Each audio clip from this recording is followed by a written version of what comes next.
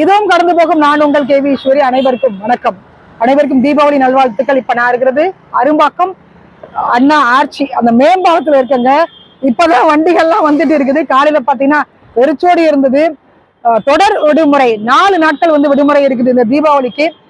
தென் மாவட்டங்கள்ல இருந்து வந்தவங்க நிறைய பேர் இன்னைக்கு லட்சக்கணக்கான மக்கள் சொந்த ஊருக்கு தீபாவளிக்காக போயிருக்காங்க. சென்னையே வெறிச்சோடி கிடக்குது. இந்த இடம்லாம் அப்படி இருக்கவே இருக்காதுங்க. ஃபுல்லா டிராபிக் இருக்கும். நம்ம நகரவே முடியாது, அந்த அளவுக்கு டிராபிக் இருக்கும். இந்த மேம்பாலமும் அப்படிதான் இருக்கும். ஆனா இப்போ பரவாயில்ல, பட் காலையில ரொம்ப வெறிச்சோடி இருந்தது.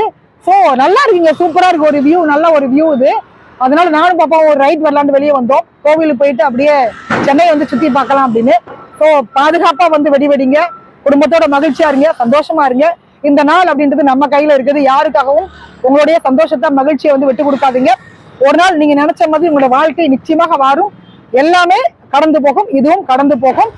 ஹாப்பி தீபாவளி அனைவருக்கும். நன்றி, வணக்கம்.